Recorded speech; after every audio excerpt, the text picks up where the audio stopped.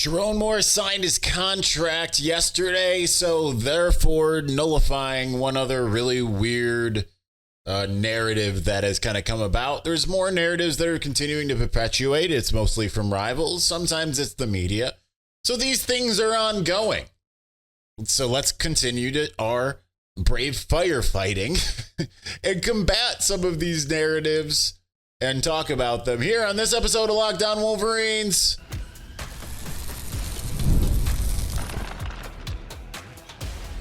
You are Locked On Wolverines, your daily podcast on the Michigan Wolverines, part of the Locked On Podcast Network, your team every day. Happy Thursday. We are back and doing it. Locked On Wolverines podcast, part of the Locked On Podcast Network, where it's your team every day. I'm your man on the ground, Isaiah Hole, publisher of Wolverines Wire through USA Today Sports Media Group. Such as Thursday that I almost forgot that entire thing. Like, who's Isaiah Hole? I don't know. As we inch closer to the Week 3 game against Arkansas State. Sherrone Moore signed his contract, and there was like a lot of really weird narratives. I'm not sure, and this is partially ignorance. I'm not going to sugarcoat that. I'm not sure that a lot of times when you hear like, oh, this coach signed their contract or whatever, like when Sherrone was introduced, that they're usually necessarily operating off of an actual contract as much as they're operating off of the memorandum of understanding. But it's typical of the narrative that loves to just hate on all things Michigan to find different ways to hate on all things Michigan. And that was just one of many in the cycle, right? Keeping in mind, and I know there's a lot of you that think this is tinfoil hat. It's not. There's a reason why the Connor Stallion stuff all played out the way it did, okay? And we brought that up in real time. We talked about that with Steve Dace a couple weeks ago. And it's not because like they were uncovering new things every day. That's not how, like, they had a lot of the info that they ended up sharing over the course of like a 1 or 2, maybe 3 week period. It was just a matter of it's much more devastating if it's like we discovered something new and we discovered something new and we discovered something new, so on and so forth. And that way it seems like, man, just this news just won't keep stopping. You could count on it like clockwork back then when you knew exactly what was going on, that this was a campaign against Michigan, primarily against Michigan, also against Jim Harbaugh. At that time, Connor Stallions was just the method. He was the tool that they were able to use. The Sherrone Moore contract thing is, in a much, much lesser sense, just another part of trying to use a narrative to paint Michigan in a certain light, right? I know there's a lot of you out there that are sitting here saying, like, that's just not how things operate. I trust me, it is how things operate, right? It's a matter of who is our villain and how can we continuously paint our villain in a negative light. Does that mean Michigan is villainous? I'm sure there are moments in time in which Michigan has done villainous things. That was not one of them, right? The revelation that Sherrone Moore had not signed a fully executed contract is not one of them. He was operating on a memorandum of understanding, which essentially is enough to say, like, here is what it's going to be. And I've had that. Technically, that's what I am under right now with one of my jobs, right? Is I am operating on a memorandum of understanding. So I can speak on that it's not always a fully executed contract, okay? So that's just kind of how it works. So it's just funny when I saw just all of this kind of pushback, and naturally Michigan fans love to kind of take it and run with it because it's like, you know, it's an excuse to get at Ward, fine, whatever. But you're just kind of falling into the trap that comes with a lot of these other narratives that are out there. There's a reason why after Michigan lost to Texas, which very well might be the number one team in the country when all is said and done, might not be, but might be, certainly had the look of it, that it wasn't Notre Dame that was the headlines across a lot of these networks. It was Michigan.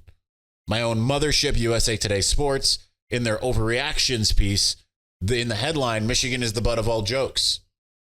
Open it up. Most of it's about Michigan and essentially like this is what Michigan has earned as payment for their cheating.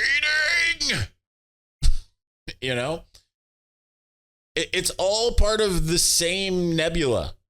It's the Sherrone Moore contract, all of the Connor Stallion stuff.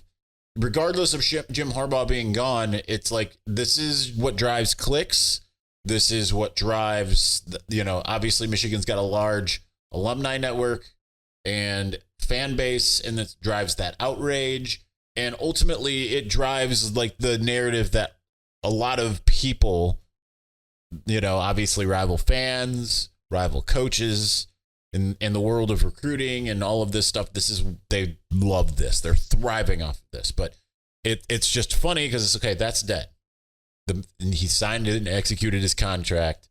Sherrone Moore, our University of Michigan administration, led by President Santa Ono and Athletic Director Ward Manuel, has been tremendous throughout this process, and I'm excited to have this full contract completed. I mean, this wouldn't have been news if it just wasn't like a random thing. I would bet that if you go around a lot of college football programs, they spend a little while operating on a memorandum of understanding. Okay. And that brings me to my next point, which is some of my friends over at 11 Warriors they had some rando on their podcast, and it's like, oh, it's just so much worse in the Michigan NOA. It's everything so much worse. They absolutely were. They were absolutely operating behind the scenes using other teams' practice film and all of this stuff. And that's just that is more, again, that is tinfoil hat on the other side. And you can sit there and say, well, how do you know it's not true? I guess to some degree I can't fully know, but I can say this, and I'll share this now.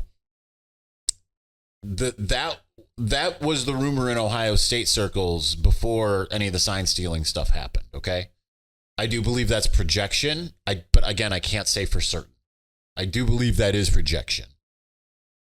And so when I started hearing things, it was around week 4, maybe 5 last year. And I went to I went to ask the person who I know who knows a little something about espionage when it comes to Michigan football. I went to Connor Stallions. Again, before most of you even had any inkling who Connor Stallions was. And I said, all right, I'm hearing a rumor of this. Is there anything to this? And he's like, well, as the guy who would have been put in charge of something like that, I can tell you, no, I've not seen or heard anything to do with anything like that. So this is the benefit of me having been in that documentary. I can share with you some of those types of conversations. So unless it was fully unbeknownst to him, and again, the Matt Weiss of it all had nothing to do with anything that the Ohio State fan base likes to allege. None of that is true. That's just fever dream, right? Like, it would have been kind of out at this point if the NCAA had randomly found some kind of proof between the draft and the actual NOA, which was 3 weeks apart. And it's just, again, it's a part of the narrative. The narrative is never going to die unless you somehow force it to. You have to take control of the narrative from a Michigan standpoint if you are a Michigan fan. Because it's absolutely ludicrous. And you look around and you see how many players got drafted from last year's team. You see how many coaches that were on last year's team that are now in the NFL. How many coaches? I mean, you can even go and say, well, even a Mike McDonald. What changed?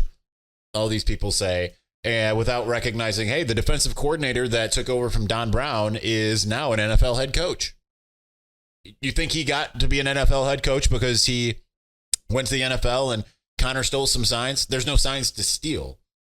You can argue that, and I'm sure they are, that there's issues with this year's team because of the lack of Connor Stallions, thus paying no attention to the latter half of the season and the playoff run last year, mixed with just the fact that there has been an insane staff turnover.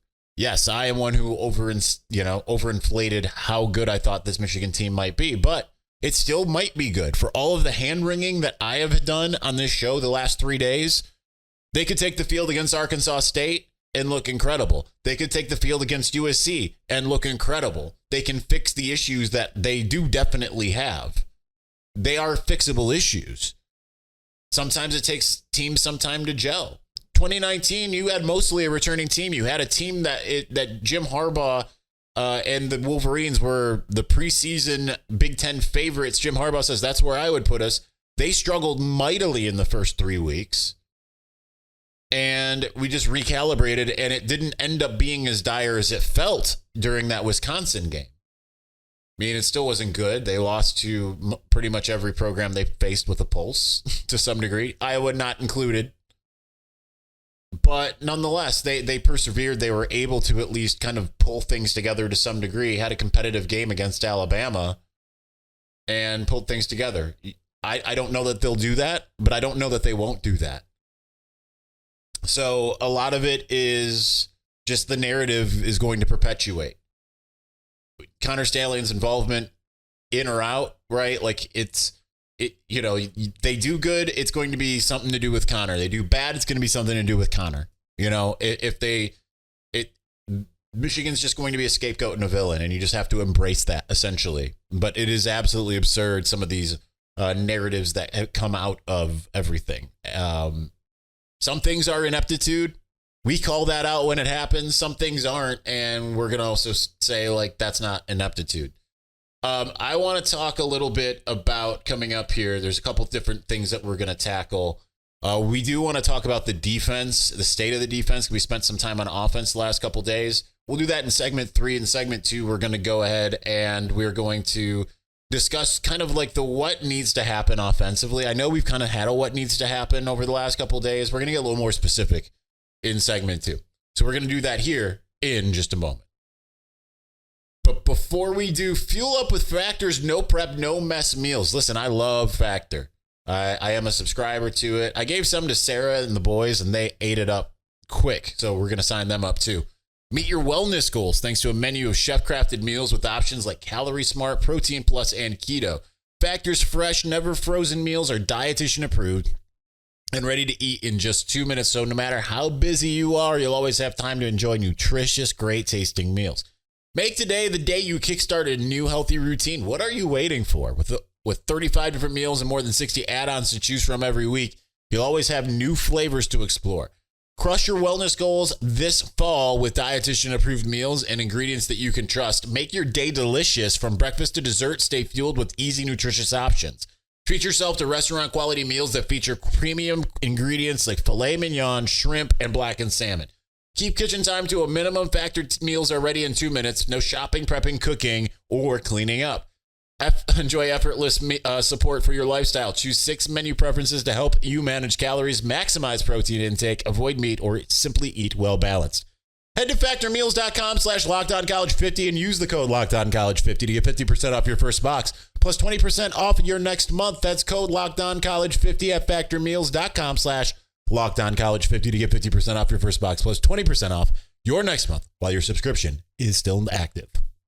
All right, we're going to continue on here in just a moment, but before we do, you've heard us talk a lot about FanDuel, America's #1 sportsbook. Well, we've got a little something different for you. Now through September 22nd, that's 10 days from now, all FanDuel customers can bet $5 and get a 3-week free trial of NFL Sunday Ticket from YouTube and YouTube TV. So if you want to see that Los Angeles Chargers game, see Jim Harbaugh on the sidelines again, if you just miss him, you can do that with this deal. Then with a YouTube TV base plan, you'll be able to watch every regular season Sunday afternoon out of market game. All you need is a Google account and a current form of payment, and you can cancel at any time. And if that's not enough, be sure to check out FanDuel's Profit Boost in the app and use it for FanDuel's Double Your Winnings for all of Sunday. That's the 15th. Pre-game moneyline bets. Profit Boost will be live starting today. View your account page now to learn more about your boost. Just visit FanDuel.com and download America's #1 sportsbook.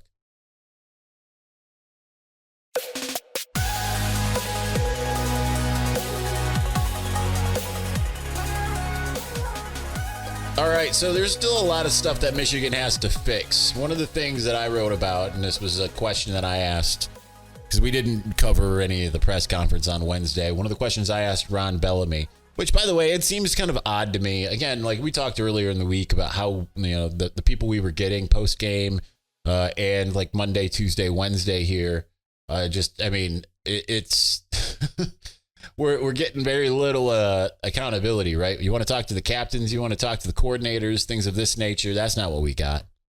I mean, it would be one thing. We haven't talked to Wink Martindale and Kirk Campbell since like the beginning of fall camp. This would have been a good week to stop that cycle. Let's get some accountability, guys. We got Ron Bellamy and JB Brown. It just feels like, sheep thrown to the wolves here.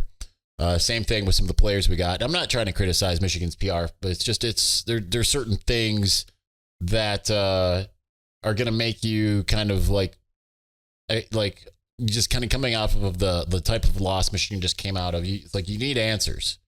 So you hope to get them. You're not going to get them from TJ Guy and JB Brown. No offense to them. But one of the things that we were able to talk about Ron Bellamy was the state of the receiving core. He noted often that he needs to be better himself, right? And he needs to teach guys he's like, I need to teach Fred more, that when the ball's up in the air and he's past the defenders, that he needs to go back and be a defensive back and things of that nature. But one of the things that I'm more concerned about is as these receivers develop, I'm confident that they will somewhat develop. We've seen flashes. They might not be in games. They might be in spring ball and all of that, but I'm pretty convinced that we're going to see Kendrick Bell be pretty good. I'm pretty convinced we're going to see Samaj Morgan be pretty good. I'm still kind of waiting on Tyler Morris. I mean, we saw the flash in the Rose Bowl. You feel like, okay, if he can do it there, he can do it more, but they need to find a way to get these guys in speed and space, for the lack of a better term, right? Like, find ways to scheme these guys to a place where they can get the ball in their hands and no one around them. It just seems like a lot of times the scheme is got receivers where they're catching and being tackled. I want some yak, man. But one of the things that I want to see kind of above all else is just ingenuity in the offense, because they've got pieces that they just kind of aren't really using. Donovan Edwards is one of them. And you can say what you want about him in between the tackles. I feel like if you don't get him in a rhythm, it's just not going to work, because even though he's shown in some games, TCU, national championship game, he can bust one out early. But you look at a lot of the other games, Penn State 2022, Ohio State 2022, Purdue 2022, he's a little bit more rhythmic. It takes him a little time to get going, and then he gets going, and he's kind of unstoppable. But you can use him in other ways, because what do we hear going into 2022? He might be the best receiver on the team. And they had a young Colston Loveland, who obviously had yet to play a college down. They had Ronnie Bell back, who to me was still Chris Olave Jr. They had Cornelius Johnson. They had Roman Wilson. They had some up-and-comers that haven't really, reached their potential. Now they're elsewhere. Guy like Darius Clemens, Marion Walker.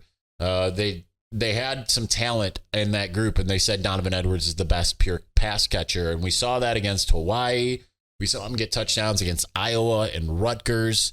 And it's like he gets about 300 yards per season, kind of on average. And I feel like there's just a lot of ways that he can be deployed and utilized. And to me, like 3 catches for 2 yards and a touchdown so far through 2 games, like, man, those are rookie numbers. You got to pump those numbers up. Because he probably, between him and Colston, like, okay, you're going to throw the ball at Colston 8 times. I think you need to also throw the ball at Donovan like 5 or 6 times a game and just find ways to make that happen. You can split them out wide. You can run them out of the backfield. There's all kinds of options. And I feel like those are the types of things they aren't using. If Samaj is best at getting a head full of steam, like we've seen him on the jet sweep, get him more involved. Don't just have him be a fake. There's lots of different things that you can do with Samaj Morgan. Get like I said earlier, get Tyler Morris in space and let him get a full head of steam and outrun everybody, because we've seen that he can do that. Alex Orji's a huge run threat. Like, find ways to get him involved in the offense one way or the other. Even if if you don't even want to just fully run Wildcat and say we're going to change the offense, put him in at running back every now and again. Give them the option to Like, which guy are we going to cover? Right? Because that changes kind of the calculus on the field.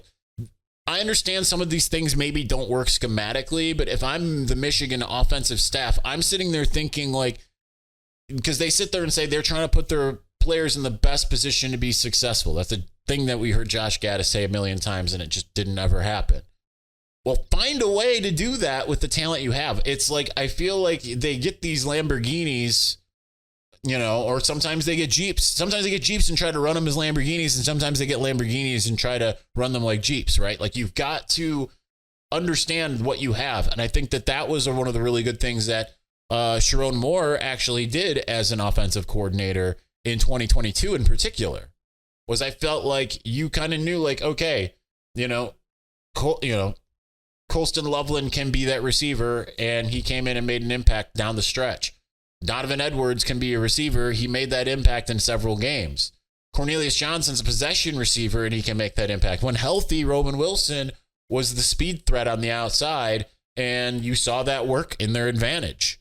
Like, this is what's kind of missing for me, it feels like, is the ability to identify what guys do well and then putting them in that position, because what we saw often in this last game was Khalil Mullings running a play that was better suited for Donovan Edwards, Benjamin Hall running a play that's better suited for Donovan Edwards, and Donovan Edwards running a play that was better suited for the other two. So I understand this, like, positionless offense, defense, all this, like, every guy can do everything. That's great. Like, you can do that to catch guys off guard, but, like, in the ebb and flow of a regular game, let's see, like, what is this guy good at? And we're going to find ways to make that happen. That's what they need to do. Let's talk a little defense. Let's do that here in just a moment.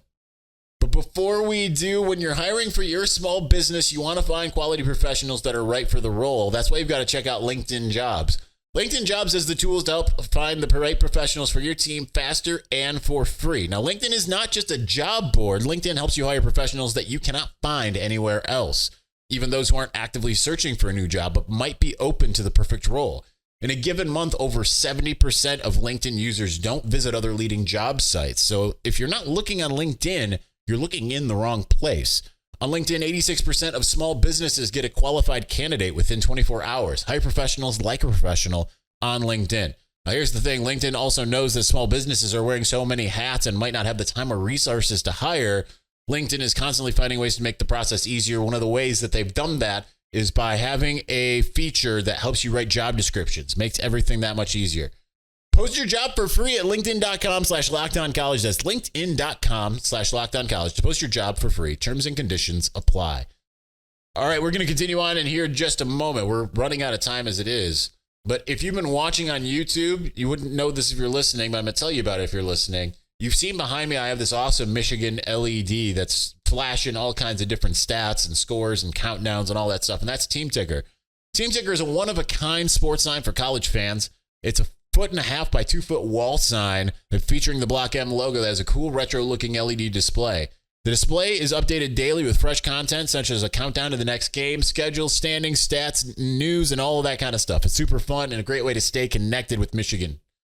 Its combination of design and function gives you entertaining, creative ways to display your team pride while providing a unique connection to your favorite team. Whether it's football, men's or women's basketball, baseball, soccer, softball, any of the above, Team Ticker has you covered. Never miss a game, as the high-tech retro display provides a countdown to the next big game, as well as daily updates of the latest team news, stats, schedules, standings, and much more. And using the content control section in the mobile app allows you to control the sports you see, and the remote control function allows you to jump directly to the section that you're looking for.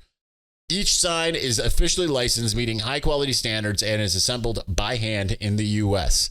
Team Ticker is the ultimate addition to your Michigan Wolverines sports collection. Once you hang it on your wall, it's going to be the talk of all of your fellow Michigan fans. If you're looking for that one eye-catching item to showcase your team pride or a gift for that special Wolverines fan, go to teamticker.com and pick up your Team Ticker today. Team Ticker is a one-of-a-kind sports sign. Go to teamticker.com and use the promo code LOCKEDON to receive $50 off of your Team Ticker purchase.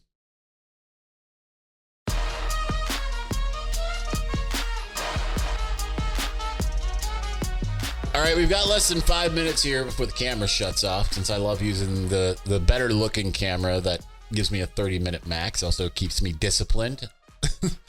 I would say that's inaccurate. It does not keep me disciplined. It just makes me run out of time.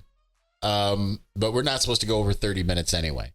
But that's what it does, is it keeps me, it gives me an out, basically.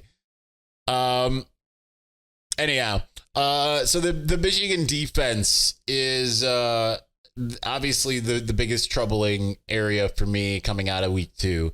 And I think that this is going to be a good test in week 3. Now, for all of the hand-wringing that I have done, and I've done a fair share, we don't often do multiple days of hand-wringing about what we've seen on the field. We started this show in 2018 in September, and more often than not, it's like, turn that frown upside down, Buttercup. We're going to find a way to fix it, And, yeah, that's that hasn't applied yet this year because there's just so many glaring issues so far. What I will say, however, is that for all of the defense that we didn't like, and I understand there's a bad corollary to what I'm about to share, but Fresno State, they played Sacramento State. That's not a good team. Obviously, it's an FCS team.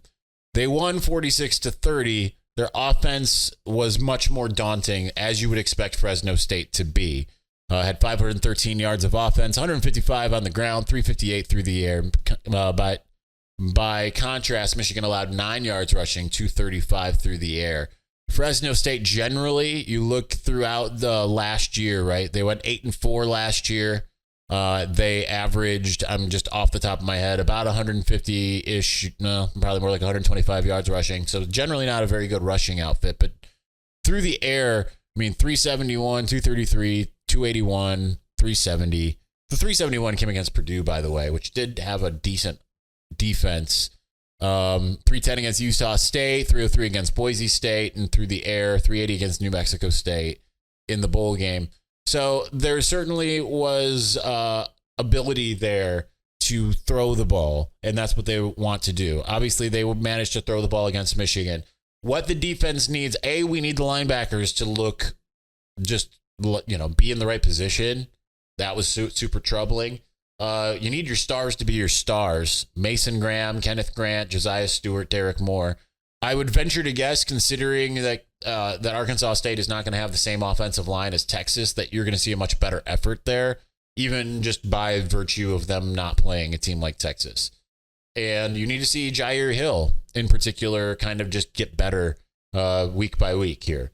And you need to see them come together. You want to see some things like fundamentals, just kind of like, you want to see them working as all together as one unit, which is kind of what we didn't see last week. It was troubling because they were floundering basically past the first 2 plays of the game. And you need to see them kind of hold things together. If things start kind of feeling like they're a miss, you want to see them hold things together like you saw in week 1, right? For a lot of people who kind of act like Fresno State was an aberration with the fact that they were able to kind of do some things through the air, I want to implore you to kind of look back to last year.